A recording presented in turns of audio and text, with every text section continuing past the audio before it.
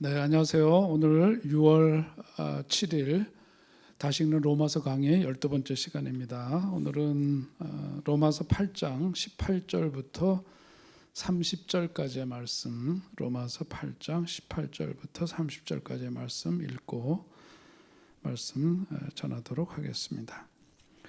생각하건대 현재 고난은 장차 우리에게 나타날 영광과 비교할 수 없도다. 피조물이 고대하는 바는 하나님의 아들들이 나타나는 것이니 피조물이 허무한데 굴복하는 것은 자기 뜻이 아니요 오직 굴복하게 하시는 이로 말미암음이라. 그 바라는 것은 피조물도 썩어짐의 종노릇 한 데서 해방되어 하나님의 자녀들의 영광의 자유에 이르는 것이니라. 피조물이 다 이제까지 함께 탄식하며 함께 고통을 겪고 있는 것을 우리가 아느니라. 그뿐 아니라 또한 우리 곧 성령의 처음 익은 열매를 받은 우리까지도 속으로 탄식하여 양자 될 것 곧 우리 몸의 속량을 기다리느니라. 우리가 소망으로 구원을 얻었음에 보이는 소망이 아니니 보는 것을 누가 바라리요? 만일 우리가 보지 못하는 것을 바라면 참으로 기다릴지니라. 이와 같이 성령도 우리의 연약함을 도우시나니 우리는 마땅히 기도할 바를 알지 못하나 오직 성령이 말할 수 없는 탄식으로 우리를 위하여 친히 간구하시느니라. 마음을 살피시는 이가 성령의 생각을 아시나니 이는 성령이 하나님의 뜻대로 성도를 위하여 간구하심이니라. 우리가 알거니와 하나님을 사랑하는 자 곧 그의 뜻대로 부르심을 입은 자들에게는 모든 것이 합력하여 선을 이루느니라. 하나님이 미리 아신 자들을 또한 그 아들의 형상을 본받게 하기 위하여 미리 정하셨으니 이는 그로 많은 형제 중에서 맏아들이 되게 하려 하심이니라. 또 미리 정하신 그들을 또한 부르시고 부르신 그들을 또한 의롭다 하시고 의롭다 하신 그들을 또한 영화롭게 하셨느니라. 아멘. 네. 자, 오늘 지난 시간에 이어서 우리 로마서 8장 18절 이하의 말씀 보셨는데요. 이번 학기 강의는 우리 다음 시간에 오늘 읽은 30절까지의 말씀 이후 31절서부터 39절까지의 말씀, 로마서 뒷부분까지의 말씀을 함께 나누고 이번 학기는 종강을 하도록 하겠습니다. 로마서 모두 16장까지 있는데 오늘 이제 다음 시간까지 로마서 전반부 8장까지의 말씀을 나누는 것으로 이번 학기를 마치려고 합니다. 자, 오늘 말씀 이제 들어가면서요. 오늘 우리가 이제 예수 그리스도로 말미암아 구원받은 하나님의 사람으로 살아가는데 오늘 우리가 서 있는 그 자리 그리고 신앙의 이제 앞에서 죄로 말미암아 죽었던 우리들이 예수 그리스도로 말미암아 구원을 얻은, 그래서 하나님께서 우리를 어떻게 했대요? 양자 삼아 주셨다. 그 양자가 갖고 있는 의미가 이 로마서가 쓰여지던 시대적인 배경 속에서 그것은 그 양자가 갖고 있는 의미가 얼마나 특별하고 또 소중한 것인가 하는 것에 대한 말씀도 우리 지난 시간에 나눴습니다. 우리가 구원받은 하나님의 사람으로 과거의 죄가 다 이제 그 씻김을 받고 사함을 받고 정리가 되었다고 하지만 우리는 여전히 뭐냐면 도상에 있다. 어떤 도상이냐? 하나님 나라에 입성하기까지 영화로운 몸을 오늘 표현하고 있는 대로 그렇게 힘있기까지 우리는 이 땅에서 살아가는 동안 계속해서 어떤 그 싸움을 벌여야 하죠. 무슨 싸움이냐 하면 사탄의 그 저항, 죄와의 싸움, 이것이 이제 계속 우리들 속에 이제 남아 있는 이제 숙제이기도 합니다. 어떤 분이 글을 읽으면서 이런 비유를 했습니다. 제2차 세계 대전이 마무리되는 과정에서 가장 그 의미 있는 그 중요한 전투가 있었는데 그게 바로 이제 잘 알려진 노르망디 해안 상륙 작전이었다는 거죠. 프랑스 해안에 있는 그 노르망디에서의 연합군이 대대적으로 이제 상륙 작전을 감행하고 그래서 결국은 이제 그 상륙 작전에 성공함으로써 2차 세계대전 당시에 독일군하고의 그 접전 가운데서 그 상황을 완전히 역전시키게 되었던 가장 중요한 날, 그게 바로 이제 노르망디 그 상륙 작전이 전개되던 바로 그때인데, 이 날을 가리켜서 우리들이 소위 말하는 이제 어떤 말을 많이 쓰냐면 D-Day라고 하는 말을 많이 쓰잖아요. D-Day라고 하는 게 뭐 어떤 날이냐? D가 여기서 D는 뭐냐면 decision의 영어로 결정적인 날이다 그거죠. decision, 어떤 일을 결정한다. 그러니까 노르망디의 그 상륙 작전이 전개되리라고 하는 것을 적군은 알지 못하게 그 연합군들이 함께 연합해서 이제 독일군과 맞서는데 그 결정적인 날, 바로 그 날이 있음으로 인해서 그 상황은 역전되었고 1944년에 있었던 노르망디 상륙 작전 이후에 전세가 역전이 되면서 이제 결국은 전쟁이 세계 제2차 대전이 1945년에 종식이 되게 됩니다. 그래서 이 날을 일컬어서 우리는 결정적인 날, 그런 결정의 날이라고 그래서 D-Day라고 부르는데, 그런데 이 연합군은 이날로부터 이 D-Day 정해진 이날 노르망디에서의 상륙 작전은 성공을 했지만 그 이후에 어떻게 되냐면 대단한 저항에 부딪히게 되죠. 독일군이 이제 필사적으로 이 전세를 또한 역전시키기 위해서 계속해서 엄청난 저항을 하게 되는데, 한번 이렇게 전세가 역전되고 나니까 계속해서 연합군이 이제 밀고 올라가서 결국은 베를린을 함락하게 되죠. 독일군의 가장 격렬한 저항에도 불구하고 그 독일군의 수도 베를린을 점령하면서 어떻게 되느냐 하면 종식이 되는 거죠. 전쟁이 종식이 되는 결과를 얻게 됩니다. 그래서 이날을 일컬어서 뭐냐면 이것은 D-Day, 그 역전시키기 위한 어떤 굉장히 중요한 결정의 날이 있었다면 이것을 완전히 승리로 이끌게 된 V-Day가 있었다라고 하는 거죠. 이 V는 뭐예요? 빅토리, 승리의 날이다 이거죠. 베를린 그 적의 심장부까지 들어가서 그것을 완전히 장악함으로써 이제 그 전쟁을 매듭짓게 되는 V-Day가 있었다. D-Day와 V-Day 마찬가지로 오늘 우리가 이제 신앙생활 하면서 앞에 있는 말씀을 정리하면 이런 거죠. 우리는 예수 그리스도로 말미암아 과거 죽었던 우리, 죄의 결과로 죽었던 우리들이 어떻게 됐느냐 하면 예수 그리스도 십자가 대속의 죽음을 통해 가지고 그것을 믿는 이들에게 있어서 과거의 이런 문제들이 해결함을 받고 구속이 약속된, 영생이 약속된 그런 결정적인 날을 누구를 통해서 예수 그리스도를 만남으로 인해서 우리는 얻게 되었죠. 그러나 여전히 우리는 죄의 본성을 갖고 있고 여기에 따른 사탄의 이런 그 D-Day로 인한 예수 그리스도를 믿음으로 말미암아 구원과 영생이 우리에게는 보증이 되었지만은, 그러나 거기에 따른 저항도 만만치 않은 거죠. 사탄의 저항은 계속되고 있고, 그런데 이것이 이제 이런 지난한 지속적인 이런 싸움 속에 있지만 언젠가는 마지막에 종지부를 찍게 되고 사탄이 완전히 패망하고 이런 모든 것들이 다 정리가 되는 승리의 그날이 있다. 그때가 언제냐?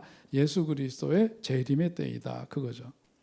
예수 그리스도께서 초림 이 땅에 오셔가지고 육신을 입고 오신 예수 그리스도로 말미암아 이제까지 사망 그 죄의 종로로 타던 우리들이 결정적인 D-Day를 맞이하게 된 거고, 예수 그리스도를 믿을 때, 그리고 그럼에도 불구하고 저항은 계속되었지만 마지막 최후 승리는 예수 그리스도께서 재림하실 때에 그 V-Day는 임하게 될 것이다 라고 하는 겁니다.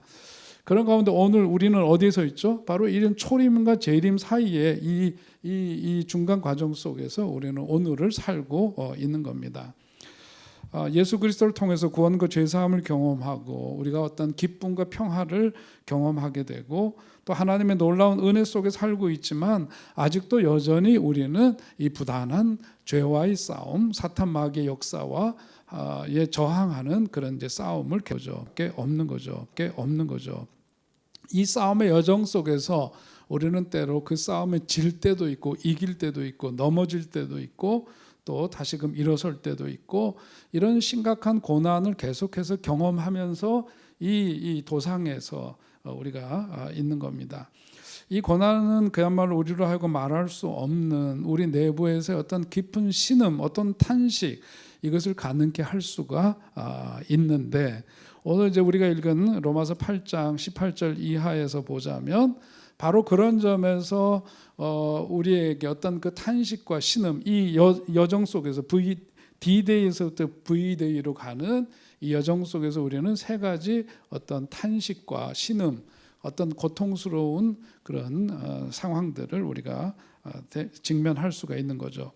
결국은 뭐냐면 이 과정 속에서 있는 탄식이 변화의 어떤 영광스러운 모습으로 이제 변화될 때가 반드시 있다. 그런데 이 과정 속에서 우리들이 어떻게 이제 할 거냐 하는 문제가 또 있고, 또 어떤 그 상황 속에 우리가 직면하고 있느냐 하는 것을 이제 보게 되는데요. 오늘 18절에 있는 말씀 보면, 생각하건대 현재 고난은 장차 우리에게 나타날 영광과 비교할 수 없도다 그랬습니다.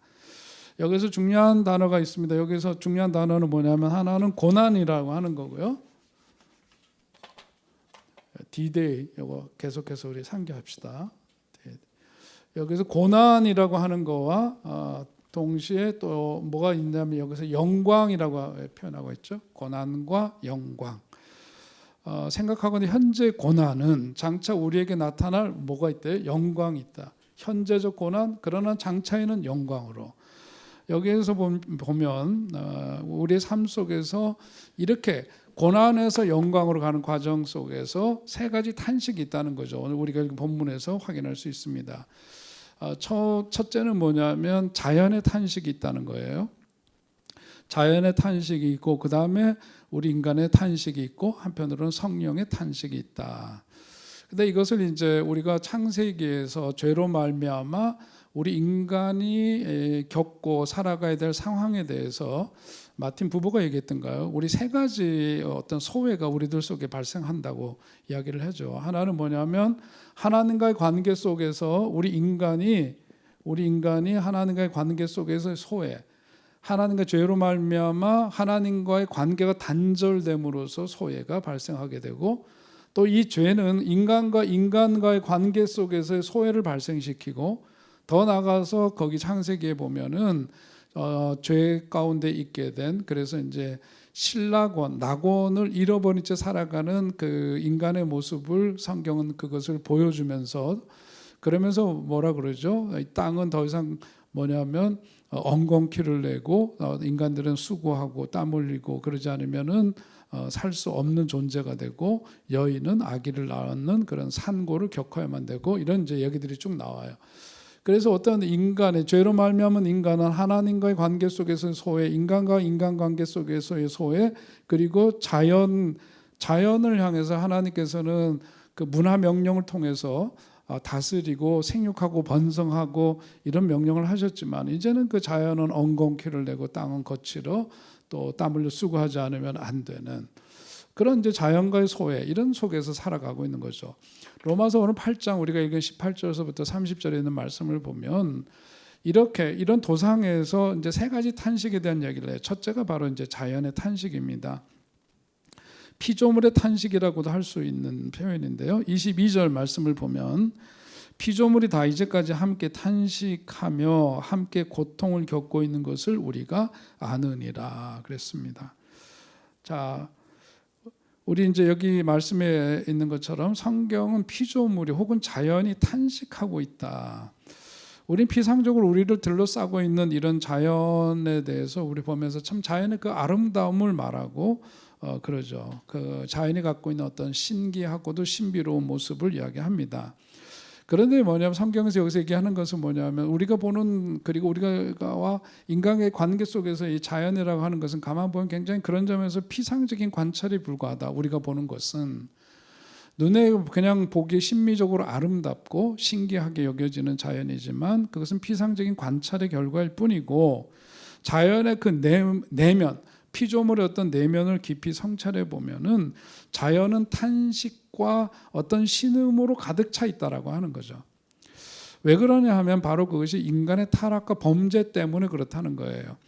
자, 우리 아까 이제 얘기했던 얘기를 다시 한번 상기해 보면, 창세기에서 하나님께서는 이 우주 만물을 지으시고 또 우리 인간을 그 창조의 절정에 이 인간을 지으신 다음에, 하나님이 지으신 이 피조의 세계를 잘 우리 인간으로 하여금 가꾸고 돌보고 그 가운데 생육하고 번성하라, 그렇게 말씀하셨는데, 인간의 범죄로 말미암아 이제는 뭐냐면 적대적 관계가 된 거예요. 자연과의 관계가 적대적이고 소외라고 표현을 했지만, 이 소외는 인간과의 관계 속에서도 소외지만, 한편으로 보자면 이제는 인간이 서로를 적대시하는 관계가 된 거죠.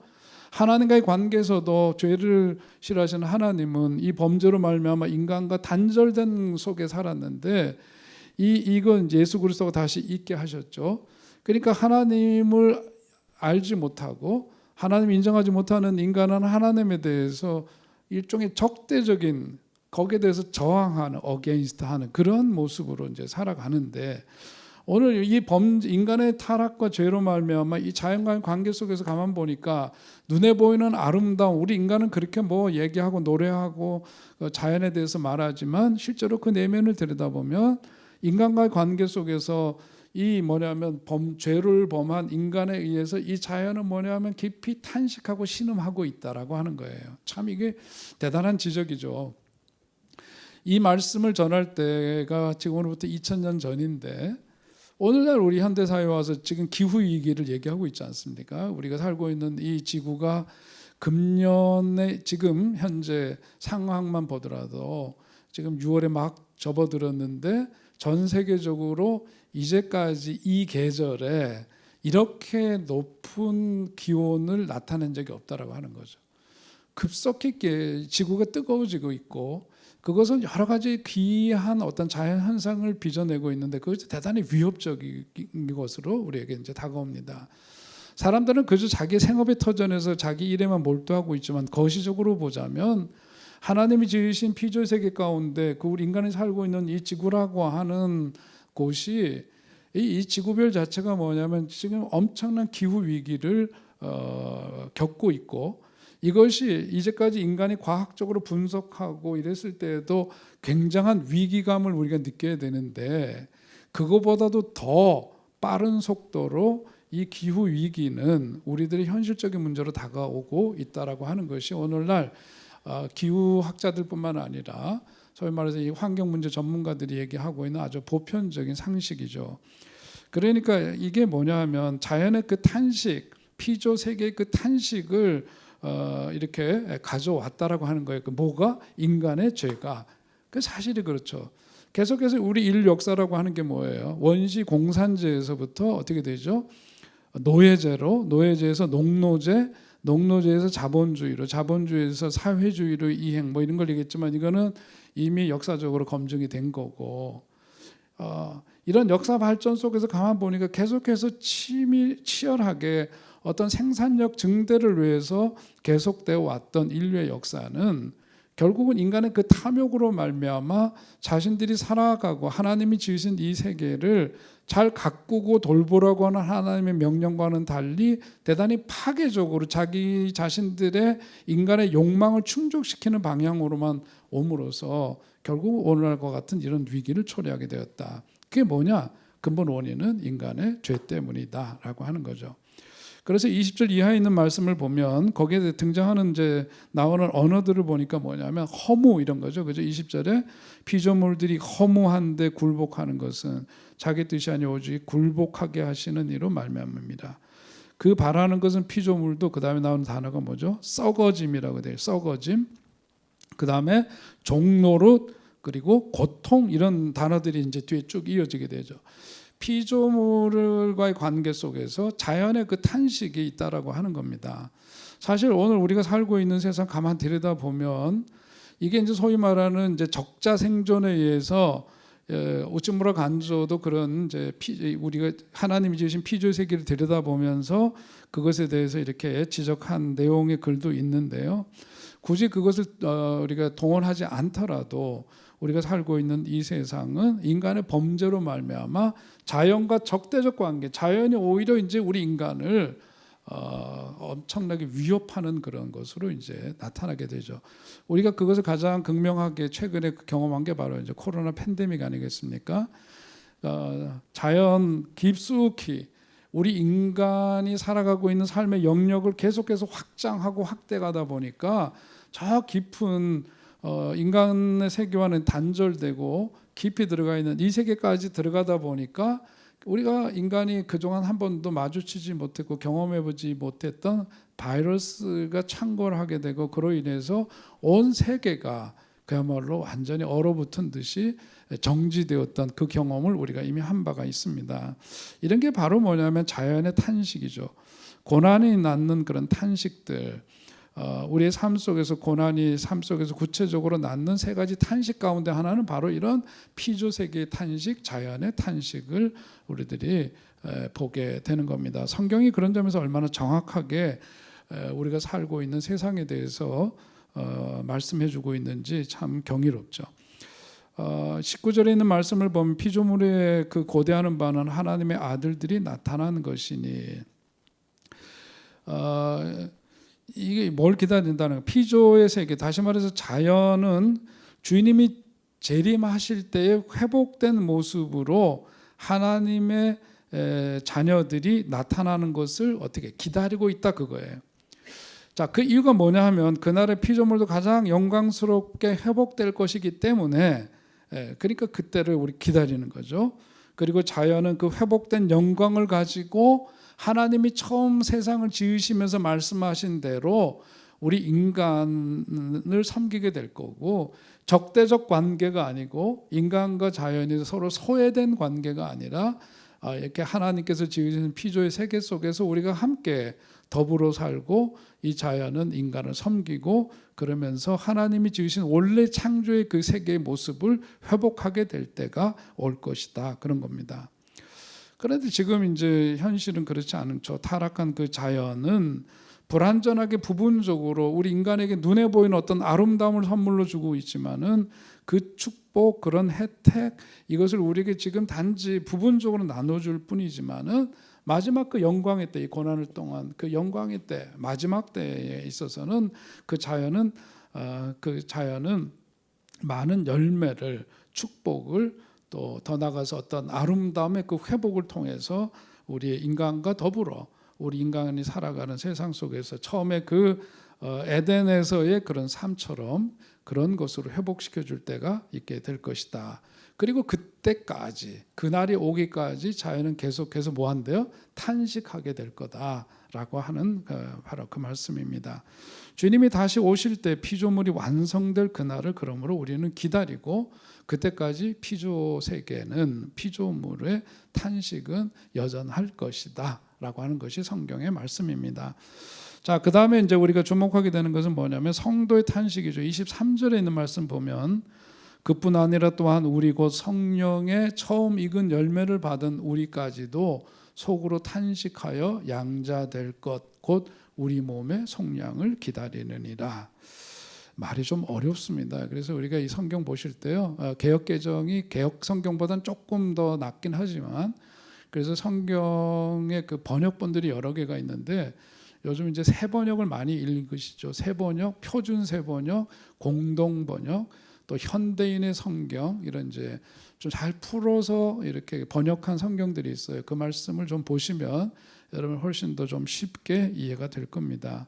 잘못하면 말이 어려워서 어떤 그 내용 속으로 깊이 들어가기보다 그 이전에 단어의 어려움 때문에 이제 그 본질에 접근하지 못하는 경우들이 있을 수 있기 때문에 여러분들이 꼭 이제 지금 보는 개역 개정만이 아니라 다른 성경도 함께 좀 보시면 좋을 것 같고요. 아무튼 여기 23절 그 말씀을 제가 세 번역으로 다시 옮겨보면 이렇습니다. 그뿐만 아니라 첫 열매로서 성령을 받은 우리도 자녀로 삼아 주실 것을, 곧 우리 몸을 속량하여 주실 것을 고대하면서 속으로 신음하고 있습니다.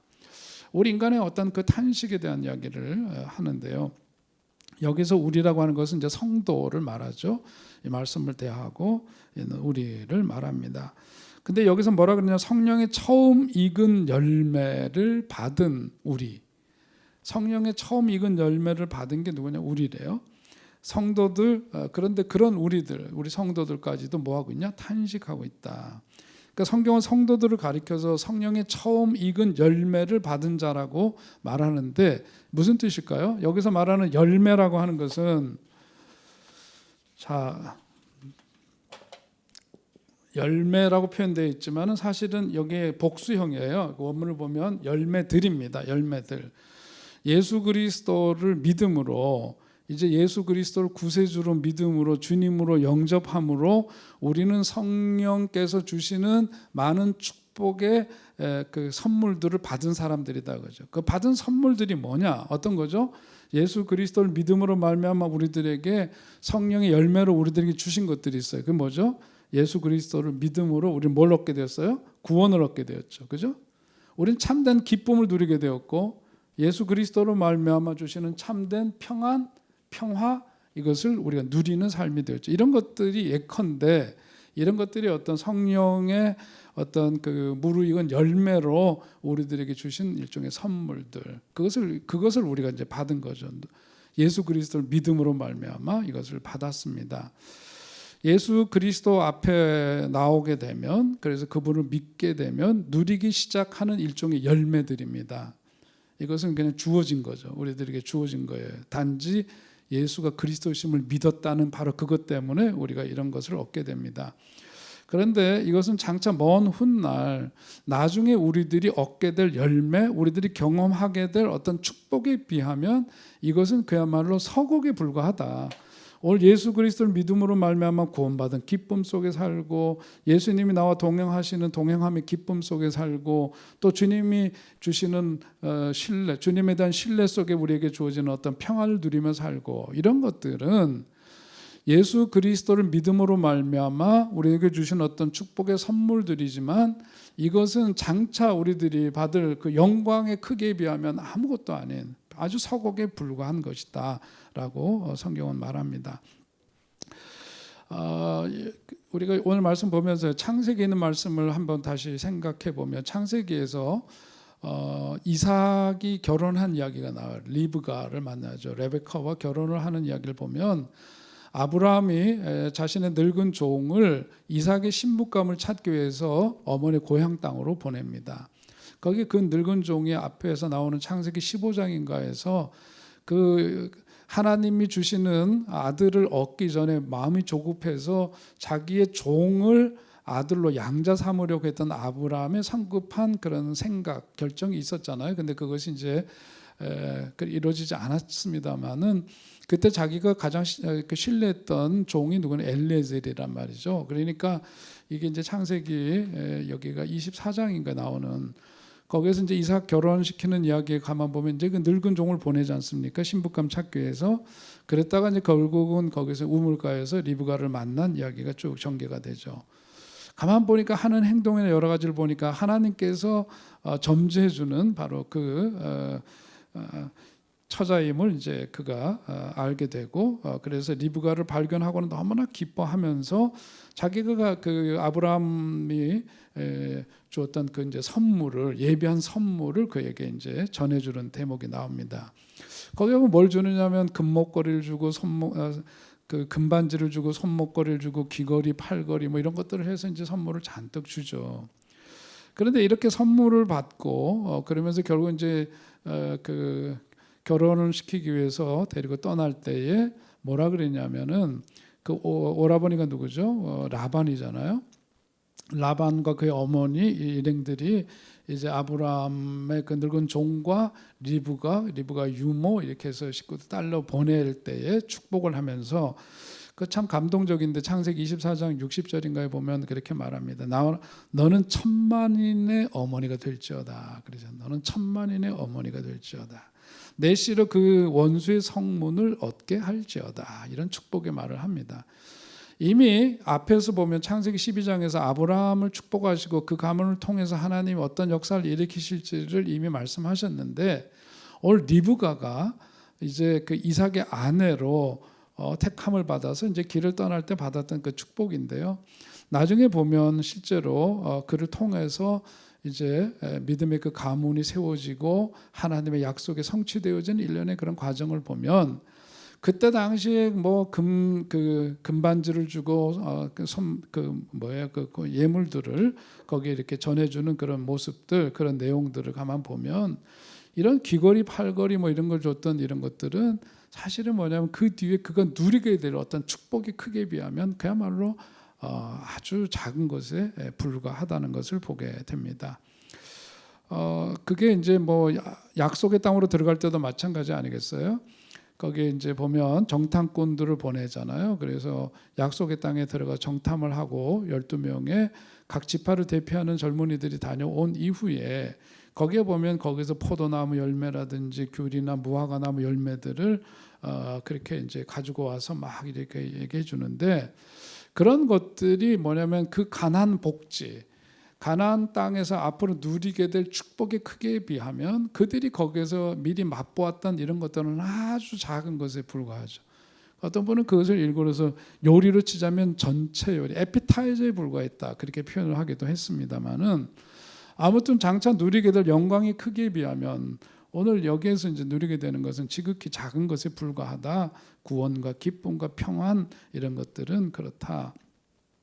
이런 첫 번째 축복을 예수 그리스도로 말미암아 누리게 되는 D-Day를 경험한 우리들이 누리게 되는 이러한 축복의 선물들, 이런 것들을 하나님께서 우리들에게 맛보게 하시는데, 그것은 나중에 이것에 비하면 지극히 작은 것들이고, 그런데 이런 것들을 맛보게 하신 다음에 우리에게 주어지는 삶의 여정을 보니까 쉽지 않은 여정인 거죠. 그것이 이제 오늘 우리가 도상에서 이 V-Day가 임하기까지 살아가는 우리 인간의 실존적인 모습이라고 할 수 있습니다. 우리의 삶의 장에서 하나님께서는 왜 이러한 기쁨, 영광스러운 모습 가운데 누리게 될, 장차 거기에 비하면 작아 보이지만 이런 것을 누리게 하시고, 그러면서 한편으로는 그런 고난, 이것을 우리들에게 허용하시는 이유가 뭘까 우리가 생각하게 됩니다. 오늘 30절 말씀 보면요, 또 미리 정하신 그들을 또한 부르시고 부르신 그들을 또한 의롭다 하시고 의롭다 하신 그들을 또한 영화롭게 하셨느니라 그랬습니다. 자, 오늘 이 말씀을 보면은 하나님께서 우리를 이런 과정 속에 있게 하시는데, 우리를 어떻게 하냐면 작정하여 부르셨다라고 하는 거죠. 작정하여 우리를 부르신 우리 주님은, 우리 하나님은 어떻게 하시느냐, 오늘 이제 30절에 있는 말씀처럼 이 V-Day에 이르기까지 이 여정 속에 있는 우리들은 예수 그리스도를 말미암아 구원받은 하나님의 사람으로, 여기에 이제 30절에 미리 정하신 그들을 부르시고 그랬죠. 부르시고라고 하는 것은 일종의 이제 소명, 콜링인데요. 이 소명에 응답함으로써 우리가 예수 믿는 사람이 됐죠. 예수가 그리스도심을 믿게 되고, 그 믿음으로 말미암아 우리는 여전히 죄의 본성을 갖고 있지만 의로운 사람으로 일컬어짐을 받았다. 그래서 뭐라고 해요? 칭의라고 하죠.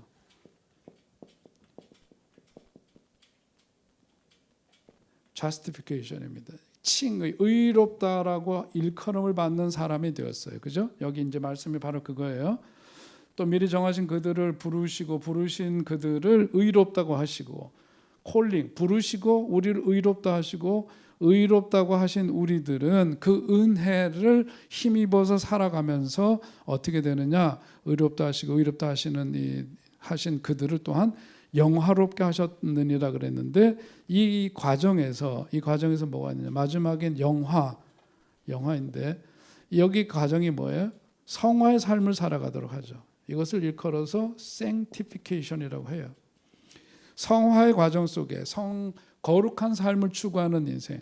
왜냐하면 죄의 문제가 해결됐고 거기에 따른 은혜 가운데 살아가고 구원, 기쁨, 평안을 누리는 삶 속에서 우리는 성화의 삶을 살아가고, 완전 성화에 이르기까지 도상에서 우린 그런 삶을 추구하다가 언젠가 이 땅에서의 삶을 마감하고 주님 나라로 입성하면서 우리는 또 다른 변화를 경험하게 돼. 그게 바로 영화라고 하는 겁니다.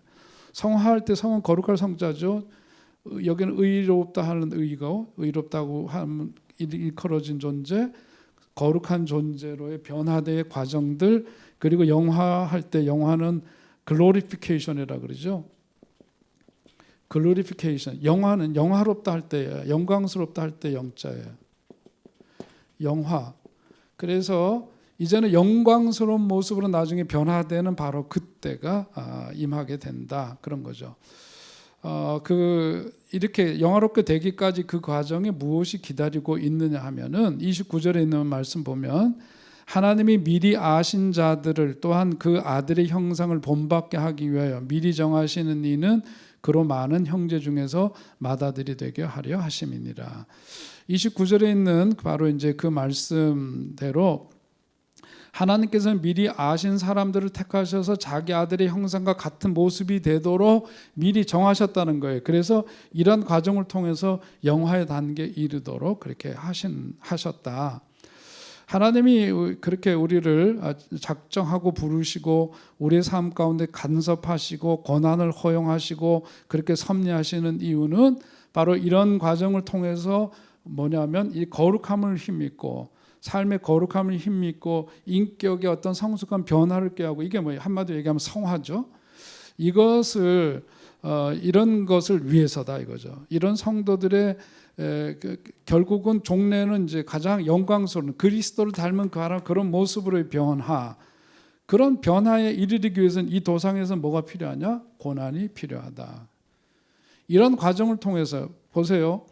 돌이 어떤 원석이 있는데 이 원석이 있는 그대로는 거칠지만 이것을 잘 연마를 하죠. 이렇게 닦죠. 갈고 닦고 부서뜨리고 이런 과정을 통해서 이것이 아름답게 빛나는 보석으로 변화되듯이 영화로운 모습으로 가기 위해서는 이 성화의 과정이 있게 되는데, 이 성화의 과정은 뭘 통해서요? 바로 고난을 통해서 우리는 그런 과정에 들어가게 되고 영화로운 모습을 나중에 힘있게 된다, 그겁니다. 성도들의 삶에서 피할 수 없는 그 고난의 이유가 이렇게 우리의 영혼의 구속에도 불구하고 우리의 몸의 구속은 완전히 아직 성취되지 않았기 때문에, 그래서 뭐냐면 우리 인간은 신음하고 탄식하고 그러는 거죠. 그 가운데서 우리는 이런 가운데서 이 단계에 이르기까지 우리는 계속해서 이제 가야 되는 그런 존재입니다. 이 도상에서 이 고난을 우리가 경험하게 되는 이 과정 속에서 만나는 하나님은 어떤 하나님이신가? 어떤 분은 표현하기를 숨어 계신 하나님, hidden God이라고 표현을 했어요. 숨어 계신 하나님. 숨어 계신 하나님. 이 도상에서 가만 보면 우리가 이제 이런 그 변화의 과정을 겪게 되는데, 이 고난의 그 시간들을 통해서 결국은 그 영화로운 삶에 대한 그 소망 가운데 우리가 이런 삶을 쭉 살아내는데, 이 가운데서 하나님은 숨어 계시는 하나님이다, 그렇게 표현을 했습니다. 우리도 실제로 신앙생활을 하면서 우리 하나님이 마치 숨어 계신 듯한 그런 우리 느낌, 그런 생각을 가질 때가 많이 있지 않습니까, 실제로? 그런데 우리가 이런 과정을 굳이 왜 겪어야 되냐면, 우리가 영혼은 구원을 받았지만은 우리의 그가 완전히 그 몸의 성화가 이루어진 건 아니란 말이에요. 그러니까 이런 과정을 통해서 연단되고 이런 변화의 과정을 필요로 하는 거죠. 그래서 그 숨어 계신 하나님은 그런 어떤 하나님이시냐, 우리 가만 생각해 보면 어떤 분의 표현대로 우리가 이제 그 아기가 태어났을 때 처음에는 이제 아기가 너무 어릴 때는 양육하는 이제 주로 엄마죠. 주 양육자가 아기를 아주 밀착해서 케어를 합니다. 그죠? 그렇게 하다가 조금 이제 시간이 점점 2살, 3살 이렇게 지나면서는 자기 침대에서 아이가 이제 혼자 자고 그러면서 이제 거리를 두죠. 어느 정도 거리를 둬요. 밤에 처음에는 떨어뜨릴 때 우리 아이들 다 길을 때 경험했지만은 처음에 이렇게 그 밀착돼 있던 관계에서 서서히 조금 이제 띄워놓고 혼자 자게 하고 그러면은 아이가 자꾸 깨서 칭얼거리고 그러기도 합니다. 처음엔 토닥거리고 그러지만 점점 이제 여기서부터 계속 그렇게 살 수는 없죠. 아이가 이제 독립적인 객체로 이제 자라가야 되기 때문에 어느 정도 되면은 혼자 잘 수 있도록 해야 돼요. 무섭다고 그러지만 달래서 또 혼자 할 수 있도록 하고 이러는 거죠. 그것은 뭐냐면 이 아이가 칭얼거리고 때로는 울고 그러지만은 이 과정을 이렇게 겪어야만 이 아이가 독립적인 아이로 이렇게 잘 성장할 수 있기 때문에, 그래서 필요를 할 때마다 모든 걸 다 개입하고 그러면 이 아이는 더 이상 자라기가 어렵단 말이죠. 그죠? 이렇게 자라는데 한계가 있어요. 독립적이고 주체적인 그런 그 사람으로 자라가기 위해서는 뭐냐면 우리 부모님이 옆에서 그런 상황들을 지켜보고 있지만, 그러나 그것에 대해서 혼자 잘 이겨낼 수 있도록 이제 하는 거죠. 마찬가지로 하나님은 우리가 이런 단계에 이르기까지 우리 과정 속에서 때로는 뭐냐면 그 모습이 숨어 계신 존재, 숨어 계신 듯한 그런 존재로 우리들에게 그 역사하실 수가 있다. 그런 뜻이 그 속에 있다라고 하는 것을 우리들이 헤아릴 필요가 있습니다. 우리의 어떤 그 성숙을 위해서 우리 곁에 숨어 계신 모습으로 탄식하며 우리를 바라보고 계시는 그런 하나님. 우리는 피할 수 없이 우리 어떤 성숙을 위해서 신음과 고통을 경험하는 거죠. 여기에 뭐가 있냐면 바로 성도의 탄식이 있는 거죠. 여기에 성도의 탄식이 있는 거예요. 그런데 이런 과정을 통해서 이제 결국은 이제 마지막 재림의 때에 영원한 모습을 힘있게 되는 겁니다. 자, 오늘 성경에서는 그런 인간의 성도의 탄식에 대한 말씀을 하고 있고, 세 번째는 뭐냐면 성령의 탄식에 대한 말씀을 합니다. 26절에 나오는 말씀이죠. 이와 같이 성령도 우리 연약함을 도우시나니 우리는 마땅히 기도할 바를 알지 못하나 오직 성령이 말할 수 없는 탄식으로 우리를 위하여 친히 간구하시느니라. 자, 성령께서 왜 탄식을 하느냐? 성령께서 자신의 문제로 탄식한다 그런 얘기는 물론 아니죠. 성령께서 탄식하는 이유는 뭐냐면 피조물을 바라보면서 피조의 세계를 바라보시면서 탄식하신다는 거예요. 하나님의 영광을 위해서 창조된 피조물이 오히려 그 영광을 잃어버리고 어떤 그 고통과 싸움과 그리고 사륙의 어떤 그 경쟁 속에 빠져 있는 그런 모습, 슬픈 모습, 외로운 모습, 괴로운 모습을 바라보면서 성령께서는 나와 무관하다 그러는 게 아니라 그런 실존적인 인간의 모습, 피조의 세계 속에서 일어나고 있는 일들을 보면서 뭐라 그러시냐면 성령께서 탄식하신다라고 성경은 말하고 있는 거죠. 이 피조물 가운데서 가장 영광스러운 피조물이 누구냐? 바로 인간이죠. 하나님의 형상대로 지음을 받은 우리 인간들인데, 그 인간들이 하나님의 뜻을 따라 살지 못하고 고통 속에서 신음하고 탄식하시는 모습을 보면서 성령께서도 함께 탄식하신다라고 오늘 성경은 전하고 있어요. 그리스도의 보혈로 말미암아 죄사함 받고 구원받은 하나님의 자녀된 우리들이지만 때로는 죄 속에 빠져서 비틀거리기도 하고 방황하고 절망하고 탄식하고 있는 모습을 보면서 누구보다도 성령께서 바로 그 모습으로 인해서 탄식하신다라고 하는 겁니다.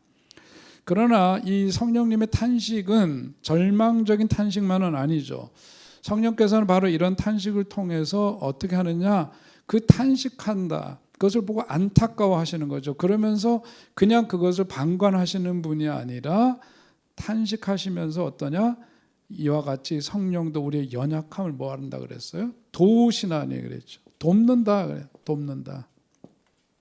성령께서는 그런 우리들을 탄식 가운데 있는 인간들을 보시면서 함께 아파하시고 도우시는 분이시다. 우리 연약함을 도우시는 분, 어떻게 도우시느냐? 오늘 성경에서 말하고 있는 것은 첫째는 뭐냐면 거기에 보면 마음을 살피시는 이가 성령의 생각을 아시나니 이는 성령이 하나님의 뜻대로 성도를 위하여 뭐한대요? 간구하심이니라. 성령께서 하는 일을 가만 보니까 두 가지로 오늘 얘기하면은, 첫째는 뭐냐면 간구하신다, 간구하심, 기도한다는 거죠. 기도로 도우신다, 돕는다. 성령께서는 우리를 돕는데 바로 기도로 도우신다고 말씀합니다. 우리가 때로는 무엇을 기도해야 될지조차도 알 수 없는 그런 때, 무엇을 구해야 될지조차도 입에서 떨어지지 않는 그런 상황 속에 놓여 있는 삶이 우리들에게도 있을 수 있는데, 그런데 우리 성령께서는 바로 우리가 말로 표현할 수도 없는 기가 막힌 상황 속에 있을 때 그 성령께서는 우리의 그 탄식하는 모습을 보면서 함께 탄식하시되 기도로 도우시는 분이시다라고 하는 겁니다. 기도는 단순히 어떤 우리들의 욕심인 때가 참 많은데, 그 욕심이 성취되면 우리가 그냥 구하는 대로 다 성취된다면 그게 또 어떻게 될까요? 그런데 우리가 한편으로 생각해 보면은 우리가 구하는 대로 다 이루어지는 것 아니고, 그래서 그것 때문에 절망할 때도 있고 그렇지만은, 그러니까 우리가 원하는 대로 다 그것이 성취된다면 우리의 삶은 또 어떻게 될까요? 근데 그거는 참 좀 상상하기 어렵습니다만은 그렇다고 해서 다 우리들이 행복해질까? 그건 또 아닐 거란 말이에요. 오늘 성경 말씀을 보면 아무튼 우리가 처해 있는 상황 속에서 무엇을 기도해야 될지조차 알 수 없는 그때에 성령께서 우리를 도우시기 위해서 기도를 하시는 분이시다. 기도로 우리를 돕는다. 그렇게 말씀하십니다. 이제 그런 이제 성령님이심을 우리가 알게 되면 그 성령님은 사실은 내가 나를 아는 것보다 더 나를 잘 아시기 때문에 오늘 나를 도우시는 그 성령께서는 오늘 내 삶 속에서 정말 꼭 필요한 것들을 공급해 주실 뿐만 아니라 나의 과거도 아시고 현재도 아시고 미래에 대해서도 아시는 분이기 때문에 오늘 성령께서는 내 삶에 대해서 이렇게 도우시는 분이시다. 그런 도우시는 성령께서 우리와 함께 계신다라고 하는 것을 분명히 우리가 믿고 알면 우리 삶은 훨씬 더 달라질 수 있겠다. 마지막 이 V데이에 이르기까지 그 도상에서 우리가 물론 이 땅에서 생명 다는 날 주님 품으로 우리 영혼은 돌아가지만 아무튼 그 전에 물론 재림이 임할 수도 있는 거니까요. 그런 전제 속에서 얘기 드리는 거예요. 아무튼 우리가 이 땅에 생명 다는 날까지 우리는 이런 성령의 도우심 속에 우리가 살아간다라고 하는 거고 성령께서는 우리를 그렇게 도우신다는 겁니다. 자, 성령께서 탄식하시면서 한편으로는 우리로 하여금 그렇게 기도로 도우신다. 또 한편으로 뭐냐면 성령께서는 우리를 위해서 기도하실 뿐만 아니라 우리가 약해질 때에 우리 곁에 오셔서 우리로 하여금 짐을 우리가 약해질 때 우리 곁에 와서 우리의 짐을 덜어주시는 분. 그래서 아까 우리가 성령을 돕는다라고 했잖아요. 요한복음에 보면 돕는 성령을 일컬어서 뭐라고 한마디로 표현했죠? 보혜사라고 표현하지 않았습니까? 그죠? 보혜사라고 했습니다. 부름을 받아 내 곁에 와 계신 분, 부름을 받아 내 곁에 와 계신 분, 그리고 아주 조금 표현이 적절치는 않지만 헬퍼, 우리를 도우시는 분, 조금 가벼운 언어이긴 한데요. 보혜사 성령님을 헬퍼, 우리 부르셔서 부름을 받아 내 곁에 와 계신 그런 분, 그분이 왜 우리 곁에 오셨느냐? 내 짐을 덜어주시려고 내 짐을 기도로 도우시고 내 짐을 덜어드리기 위해서 오시는 분. 우리 성령께서 오셔서 내 짐을 완전히 그냥 제거해 주시면 가장 좋겠다고 우리는 생각할 수 있지만 성령께서 우리를 도우시는 방법은 짐을 짐을 제거해 주시는 것은 아니다. 짐을 같이 들어주시는 분. 왜 그러냐?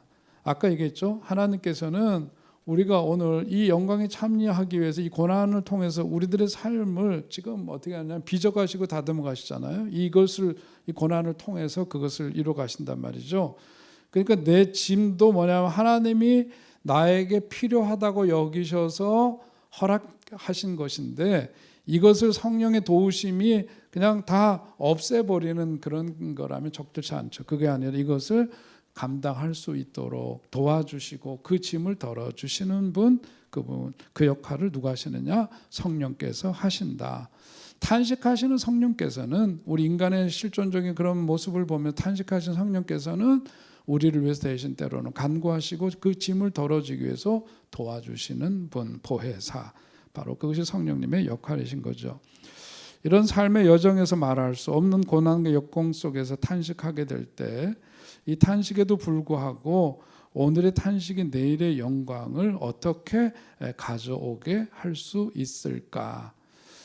끝으로 이 두 가지만 상기하면 좋을 것 같아요. 하나는 뭐냐면 소망해야 된다라고 하는 겁니다. 첫째, 소망하라. 무엇을? 그 영광을, 마지막 그 영광을 우리가 끝까지 소망하라. 하나님이 저와 여러분을 위해서 예비하신 그분의 영광을 우리가 바라보는 거죠. 24절, 25절에 있는 말씀. 우리가 소망으로 구원을 얻었음에 보이는 소망이 아니니 보는 것을 누가 바라리요. 만일 우리가 보지 못하는 것을 바라면 참음으로 기다릴지니라. 그렇게 말씀했습니다. 오늘 이 말씀 속에서 성령께서는 잠깐만요. 성령께서는 오늘 그 보이지 않는 그 영광, 그런데 그 오늘의 고난과 그야말로 비교할 될 수 없는 주님이 예비하신 그 영광을 바라보면서 소망하라, 그렇게 말씀하시죠. 18절에서 아까 우리가 본 대로 생각건대 그랬죠. 생각건대 18절에 현재 고난은 장차 우리에게 나타날 영광과 비교할 수 없도다. 생각건대, 생각이라고 하는 걸요, 여기서 말하는 생각은 뭐냐면, 생각이라고 하는 것은 여기서는 계산하다 이런 뜻이에요. 계산하다. 여러분들이 한번 먼저 계산해 보십시오. 생각해 보세요. 그런 거예요. 우리의 삶에서 지금 우리가 겪고 있는 현재의 고난이 아무리 심각하다고 할지라도 여러분 한번 머리로 생각해 보십시오. 계산해 보십시오. 그것은 장차 저와 여러분을 위해서 예비하신, 우리 주님께서 예비하신 그 영광의 크기와 비교될 것이 없답니다. 그러니까 그 영광을 소망하면서 우리에게 주어진 이 시간들, 이 고난과 역경의 그런 것들을 우리가 넘어서라, 그것을 잘 이겨내라, 그렇게 권면을 하고, 성령께서는 그것을 감당할 수 있도록 기도로 도우시고 그 짐을 덜어주시는 분이시다, 그런 얘기입니다. 또 한편으로는 뭐가 필요하냐? 신뢰해야 된다는 거죠. 신뢰하라. 그 영광을 예비하시고 오늘 내 삶을 섭리하시고 주관하시는 그 하나님을 어떻게 하느냐? 우리는 신뢰해야 한다라고 하는 겁니다.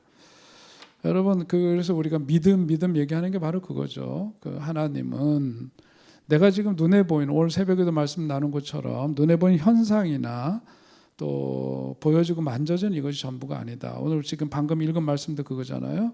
보이는 것이 다가 아닙니다. 보이지 않는 그 영원한 것에 대한 소망을 갖고 살아야 되는데, 그런 모든 것들을 다 주장하시고 섭리하시는 분은 누구시냐? 우리 하나님이시다. 그러니까 우리는 그 하나님에 대해서 뭘 하느냐? 신뢰하라. 믿고 의지하고 그분에 대해서 신뢰하고 살아가는 것, 그것이 오늘 탄식 가운데 어떤 있는 삶이 택해야 될 가장 최선의 길은 바로 그것임을 성경은 보여주고 있는 겁니다. 우리의 어떤 그 존재 의미를 다시 잘 생각하고, 이런 그 여정 속에 있는 우리 자신을 한번 다시 생각한다면 우리는 우리에게 주어진 시간들을 다 믿음으로 잘 감당할 수 있으리라고 믿습니다. 어느 책에서 본 이야기입니다. 2차 대전 후에 유대인들이 지키는 명절 가운데 가장 큰 명절은 유월절이라고 합니다. 그것은 아마 지금도 마찬가지일 거예요. 6월절이 되면 그들이 부르는 노래가 있는데, 그 노래는 히브리 말로 아니마밈이라고 하는 겁니다. 나는 믿는다라고 하는 그런 노래인데요. 그 노래의 내용은 그런 거죠. 그 혹독한 아우슈비츠 수용소에서 작사되고 작곡된 노래라고 합니다. 그 노래의 내용은 이런 거죠. 나는 믿는다. 나의 메시아가 나를 돕기 위해서 반드시 나를 찾아오리라는 사실을. 그런데 그 뒤에 후렴이 뭐냐면, 그런데 때때로 그 메시아는 너무 늦게 오신다라고 그렇게 노랫말을 붙였다고 합니다. 그 6월절을 상기하면서 그들은 아우슈비츠에서의 그 최근대사에 있어서의 그 쓰라린 경험을 되새기면서 이런 노래를 부른대요. 나는 메시아가 나를 돕기 위해서 반드시 나를 찾아오리라는 것을 나는 분명히 믿는다. 그러나 때로 메시아는 너무 늦게 오신다. 그러니까 막 거기 아우슈비츠에 있는 그 동료들이 가스실로 들어가서 수도 없이 많은 사람이 이제 그 죽음에 처해지는 그런 모습을 보면서 그들은 이 슬픈 노래를 부를 수밖에 없었다라고 하는 겁니다. 그런데 그 노래를 거부하는 사람이 있었다는 거죠. 그들이 그런 슬픈 노래를 부를 때 그 노래 부르기를 거절한 사람이 있었다. 그는 젊은 한 외과 의사였는데 그는 그 마음속에서 또 다른 믿음이 있었기 때문이라는 거예요. 그는 자신의 삶에 대한 하나님의 뜻이 있는 한 절대로 죽지 않을 것이다 라고 그는 분명히 믿었다라고 하는 겁니다. 수도 없는 사람이 매일같이 가스실에서 죽음에 처해지는 그 상황 속에서도 그는 다른 이들과 같이 슬픈 노래를 그냥 부르는 것이 아니라 그 노래를 거절하고 하나님께서 자기 그 뜻이 있으면 절대로 자기는 죽지 않을 거라고 하는 믿음을 갖고 죽을 수밖에 없는 절대절명의 어떤 상황 속에 있었지만 그의 삶에 대한 하나님의 뜻이 있다면 절대로 죽지 않는다라고 하는 그 믿음 속에 살았대요. 그러면서 그 삶을 준비해야 된다고 생각했다는 겁니다. 그래서 그는 어떻게 했느냐면은 그 수용소에서 어느 날 작은 그 깨어진 유리 파편을 하나 주었는데, 그는 그 유대인 동료들과 함께 수용소에 갇혀 있으면서도 그 깨어진 병 조각, 그 유리를 가지고 자기의 그 턱수염을 매일같이 그런 면도를 했다는 거죠. 그게 뭐 날이 고울 수가 없잖아요. 그러니까 그 깨어진 유리 파편을 가지고 거칠지만 그걸 갖고 자기 얼굴에 면도를 하면서 피가 나도 면도를 하면서 그렇게 그는 그 시간을 견뎠다라고 하는 겁니다.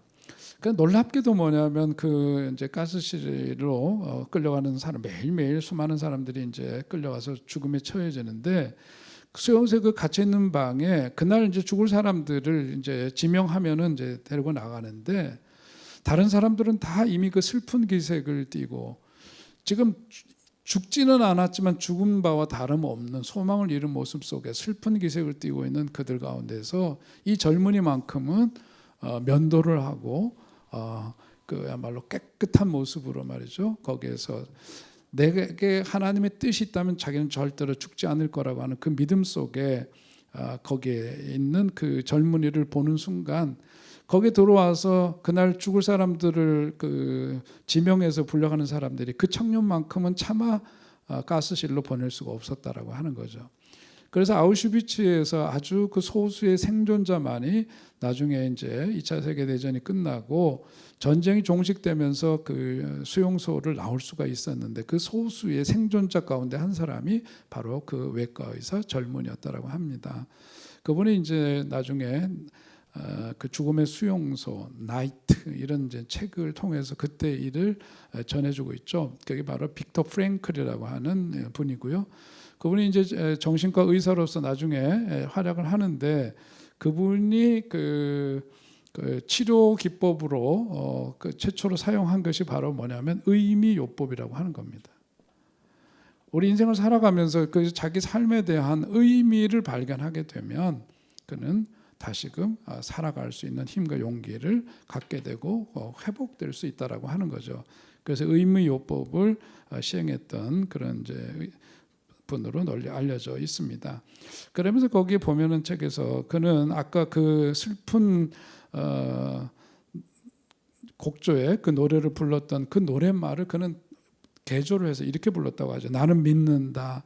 나의 메시아가 반드시 찾아와 나를 도우리라는 사실을.